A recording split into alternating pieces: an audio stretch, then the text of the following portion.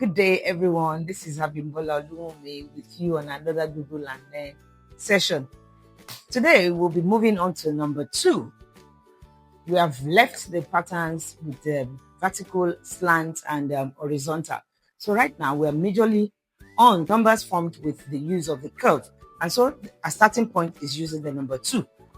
The 2 fingers start on the dot, curve, and dash. Start on the dot, curve, and dash.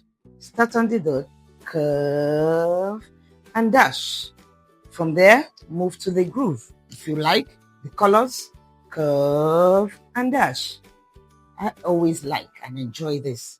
Curve and dash. Curve and dash. Start on the dot, curve and dash. Let the child do this severally and dash. Curve and dash. And that's about that. The next is to put the cutout stencil in the sand tray, just that the child can have continuous go at the formation using the fingers. Start on the dot, curve, and dash. Start on the dot, curve, and dash. You see, when you take it off, the child can see the number 2 that is being formed on the sand tray. You can still equally let the child form and say curve and dash, curve and dash, curve and dash. That's forming number 2.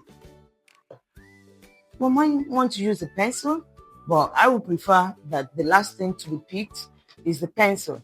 So typically the markers start on the dot, curve and dash. Start on the dot, curve and dash.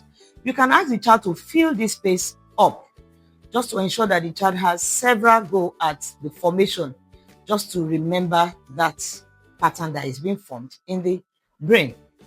Having done this, pick another one, several options of activities that the child can have in the formation of the number 2. Move from there. There's another big groove here, curve and dash, curve and dash. Now this is a free answer. Let the child write as big as the child might want, curve and dash. Then the dotted lines, the child can still have the formation done over the dotted line to guide the child. In fact, this must be given to the child severally. The child needs to use the dotted line severally just to make sure that the formation is embedded in the child's mind. There's still more on the formation. Then we have this curve and dash, curve and dash, curve and dash. Now, the way this is does not mean you ask the child to fill this up at a go. This can be very, very overwhelming. Just once the child has filled a line or 2, that should be enough. And I hope you do understand that. You can also make papers like this, put dotted lines, and repeatedly give the child to continuously do it step by step, not having to do everything at a go. Thank you very much. I hope you do enjoy your class. Thank you. See you next time. Bye.